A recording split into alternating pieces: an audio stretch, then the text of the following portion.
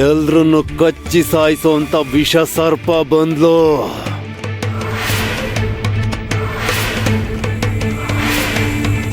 ಬಾಬಾ ಅವರೇ, ನಾನು ತಪ್ಪು ಮಾಡ್ಬಿಟ್ಟೆ, ನನ್ನನ್ನು ಕ್ಷಮಿಸ್ಬಿಡಿ. ಇನ್ಯಾವತ್ತೂ ನಾನು ಆ ರೀತಿ ತಪ್ಪನ್ನು ಮಾಡೋದಿಲ್ಲ. ನೀನ್ ಮಾಡಿರೋದೇನ್ ಸಣ್ಣ ತಪ್ಪು ಅನ್ಕೊಂಡಿದ್ಯೇನೋ? ನಿನ್ನನ್ನ ಕ್ಷಮಿಸೋದಕ್ಕೆ ನೀನು ದೊಡ್ಡ ಅಪರಾಧ ಮಾಡಿದ್ಯಾ, ಕಠಿಣವಾದ ಶಿಕ್ಷೆ ಅನುಭವಿಸ್ಲೇಬೇಕು.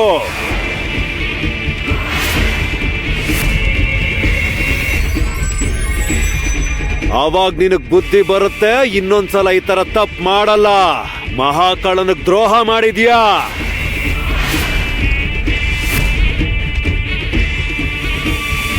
ಏನೇ ಸಕ್ಕು, ನಿನಗೆಲ್ಲ ಗೊತ್ತು ತಾನೆ? ನಿನ್ನ ಮನೆ ತುಂಬಿಸ್ಕೊಳ್ಳೋವಾಗ್ಲೇ ಸ್ಪಷ್ಟವಾಗಿ ಹೇಳಿದ್ದೆ, ಈ ಮನೆಯಲ್ಲಿ ಪಾಂಡುರಂಗನ ಜಾಗ ಇಲ್ಲ ಅಂತ. ಅವನ ಹೆಸರು ಉಚ್ಚರಿಸೋಕ್ ಕೂಡ ಅವಕಾಶ ಇಲ್ಲ ಅಂತ ಗೊತ್ತಿದ್ದು ಅವನನ್ನ ಪಾಂಡುರಂಗನ ಗುಡಿಗೆ ಯಾಕೆ ಕರ್ಕೊಂಡು ಹೋದೆ? ಈಗ ನಿನ್ನಿಂದ ನನ್ನ ಮಗ ಬಾಬಾ ಅವರ ಶಾಪಕ್ಕೆ ಗುರಿ ಆಗ್ತಾನೆ. ಯಾಕೆ ಅವನ ತಲೆ ಮೇಲೆ ಶನಿಯಾಗಿ ಕೂತಿದ್ಯಾ ನೀನು?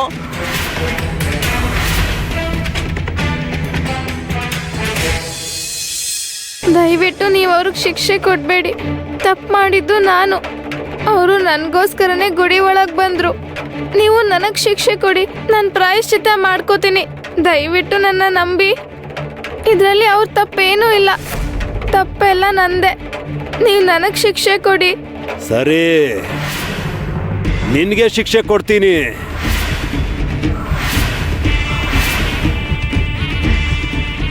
ಆದ್ರೆ ನನ್ನ ಆಜ್ಞೆಗಳನ್ನ ನೀನು ಕಡ್ಡಾಯವಾಗಿ ಪಾಲಿಸ್ಬೇಕು. ಮೋಸ ಮಾಡಿದ್ರೆ ಸುಮ್ನಿರಲ್ಲ. ಆಯ್ತು, ಖಂಡಿತವಾಗಿ ನಿಮ್ಮ ಆಜ್ಞೆ ಪಾಲಿಸ್ತೀನಿ. ಹೇಳಿ, ನಾನೇನ್ ಮಾಡಬೇಕು? ಹೇಳ್ತೀನಿ. ಈ ಮನೆಯಲ್ಲಿ ನನ್ನ ಪಾದುಕೆಗಳನ್ನ ದಿನ ಯಾರು ಪೂಜೆ ಮಾಡೋದು? ಈ ನಿಮ್ಮ ಅತ್ತೆ ಮನೋರಮ ಪೂಜೆ ಮಾಡ್ತಾಳೆ. ಪ್ರತಿನಿತ್ಯ ಮನಸ್ಫೂರ್ತಿಯಾಗಿ ಇವುಗಳ ಪೂಜೆ ಮಾಡ್ತಾಳೆ. ಪನ್ನೀರಿಂದ ತೊಳೆದು ರೇಷ್ಮೆ ವಸ್ತ್ರದಿಂದ ಶುಚಿಯಾಗಿ ಒರೆಸಿ ಹೂಗಳಿಂದ ಅಲಂಕಾರ ಮಾಡ್ತಾಳೆ. ಏ ಮನೋರಮ, ಇನ್ ಮುಂದೆ ನನ್ನ ಪಾದುಕೆಗಳಿಗೆ ನೀನ್ ಪೂಜೆ ಮಾಡಬಾರ್ದು, ನೀನ್ ಮಾಡಬೇಕು. ಪ್ರತಿದಿನ ಬೆಳಿಗ್ಗೆ ನೀನ್ ನನ್ನ ಪಾದುಕೆಗಳಿಗೆ ಪೂಜೆ ಮಾಡಬೇಕು. ಪಾದುಕೆ ಅಭಿಷೇಕಕ್ಕೆ ನೀನ್ ಬಾವಿ ನೀರನ್ನ ಬಳಸೋ ಹಾಗಿಲ್ಲ. ಕೃಷ್ಣಾ ನದಿಗೆ ಹೋಗಿ ಬಿಂದ್ಗೆ ನೀರು ತುಂಬಿಕೊಂಡು ಬರ್ಬೇಕು. ಅರ್ಥ ಆಯ್ತಾ?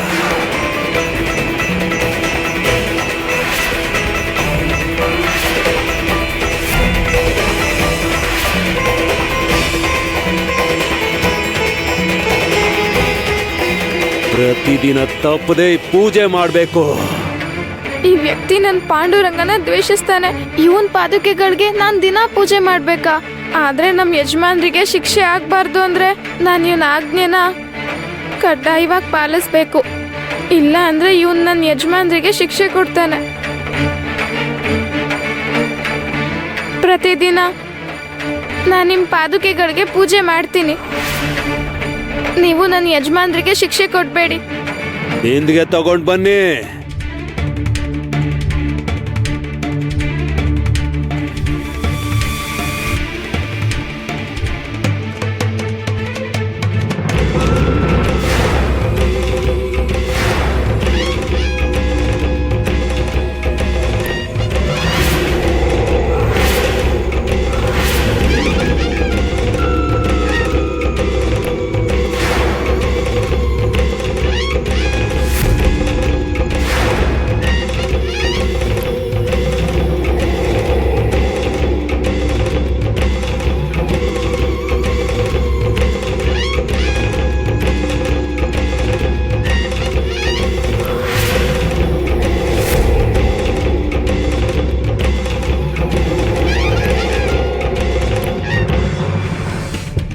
ಏ ಮನೋರಮ, ಬಾಬಾ ಅವರೇ, ನೀನ್ ಇವಳ ಮೇಲೆ ಒಂದ್ ಕಣ್ಣಿಟ್ಟಿರ್ಬೇಕು.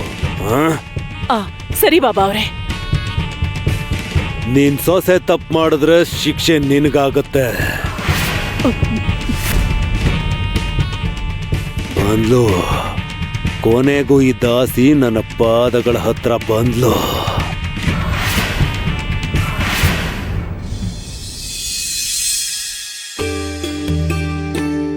ನನ್ನಿಂದ ಅವ್ರು ಎಷ್ಟೊಂದ್ ಮಾತುಗಳನ್ನ ಕೇಳ್ಬೇಕಾಗ್ ಬಂತು. ಯಾವ ತಪ್ಪು ಮಾಡದೇ ಇದ್ರು ಎಲ್ಲಾರ ಮುಂದೆ ದೋಷಿ ಹಾಗೆ ನಿಂತ್ಕೊಂಡ್ರು. ನಾನು ಅವ್ರ ಹತ್ರ ಕ್ಷಮೆ ಕೇಳ್ಬೇಕು. ಒಂದೇ ಒಂದ್ಸಲ ನಾನು ಅವ್ರನ್ನ ಒಂಟಿಯಾಗಿ ಭೇಟಿಯಾಗೋ ಅವಕಾಶ ಸಿಕ್ಕರೆ ಚೆನ್ನಾಗಿರುತ್ತೆ. ನಾನು ಅವ್ರನ್ನ ಭೇಟಿಯಾಗೋಕ್ಕಾಗುತ್ತಾ?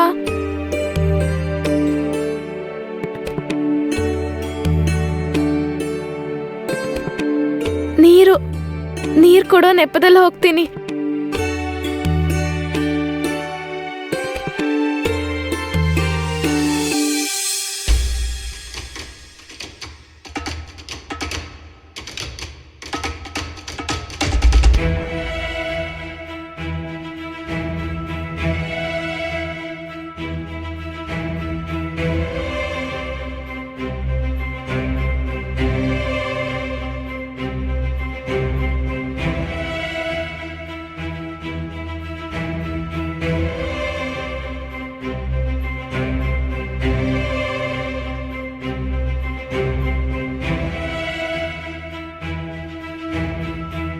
ಏನು ಕಣ್ಣ ಮುಚ್ಚಾಲೆ ಆಡ್ತಾ ಇದೀಯಾ?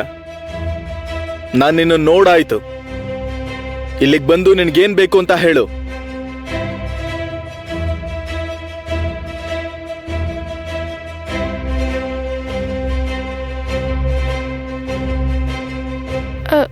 ನಿಮ್ಗೆ ಕುಡಿಯೋಕ್ ನೀರ್ ಕೊಡೋಣ ಅಂತ ಬಂದೆ. ಕೊಟ್ಟಾಯ್ತಲ್ಲ, ಇನ್ ಹೊರಡು. ಇನ್ನೂ ಇಲ್ಲೇ ಇದೆಯಲ್ಲ, ಹೋಗಿಲ್ಲಿಂದ. ಅದು ಏನಂದ್ರೆ ನಾನು ನಿಮ್ ಜೊತೆ ಸ್ವಲ್ಪ ಮಾತಾಡ್ಬೇಕು. ಯಾಕೆ ಬಂದೆ ಅಂತ ಅವಾಗ್ಲೇ ಕೇಳ್ದೆ. ಮಾತಾಡೋದಕ್ ಬಂದಿದ್ದೀನಿ ಅಂತ ಹೇಳ್ದೆ. ನೀರ್ ಕೊಡೋ ನಾಟಕ ಯಾಕೆ? ಇಲ್ಲಿವರೆಗೂ ಆಗಿರೋ ರಾಧ ಅಂತ ಸಾಕಾಗ್ಲಿಲ್ವಾ? ನನಗ್ ನಿನ್ ಜೊತೆ ಮಾತಾಡೋದಕ್ಕೆ ಇಷ್ಟ ಇಲ್ಲ ಸಾಕು. ಇಲ್ಲಿವರೆಗೂ ನನ್ನ ಜೀವನದಲ್ಲಿ ಯಾರು ನನ್ಗೆ ಹೇಗೆ ಅವಮಾನ ಮಾಡಿಲ್ಲ. ಎಲ್ರ ಮುಂದೆ ತಲೆ ತಗ್ಸೋ ಹಾಗೆ ಮಾಡ್ಬಿಟ್ಟೆ. ದೋಷಿ ಹಾಗೆ ನಿಲ್ಲಿಸ್ತೆ. ಏನಂದ್ರೆ ಇನ್ನೇನ್ ಮಾತಾಡ್ಬೇಡ. ಎಲ್ರು ಮುಂದೆ ತಪ್ಪು ಮಾಡಿರೋ ತರ ನಿಲ್ಬೇಕಾಗ್ ಬಂತು. ಈಗ ನನ್ ಕೋಣೆಗೆ ಯಾಕೆ ಬಂದೆ ನೀನು? ನೀನ್ ಬಂದಿರೋದು ಅಮ್ಮ ನೋಡಿದ್ರೆ ಮತ್ತೆ ನನಗೆ ಬೈತಾರೆ. ಏನಂದ್ರೆ ನನ್ನನ್ನ ಕ್ಷಮಿಸ್ಬಿಡಿ ಅಂತ ಕೇಳೋಕ್ ಬಂದೆ. ನನ್ನಿಂದನೇ ನೀವು ಗುಡಿಯೊಳಗ್ ಬಂದ್ರಿ. ನನ್ಗ ಆ ವಿಷಯ ನೆನಪು ಮಾಡ್ಬೇಡ ಸಾಕು. ಆ ಪ್ರಸ್ತಾಪ ತರಬೇಡ ಅಂತ ಅಮ್ಮ ನಿನ್ಗೆ 100 ಸಲ ಹೇಳಿದ್ದಾರೆ. ಆದ್ರೂ ಅದು ನಿನ್ ತಲೆಗೆ ಹತ್ಲಿಲ್ಲ. ಮೊದ್ಲು ನೀನ್ ಹೋಗಿಲ್ಲಿಂದ.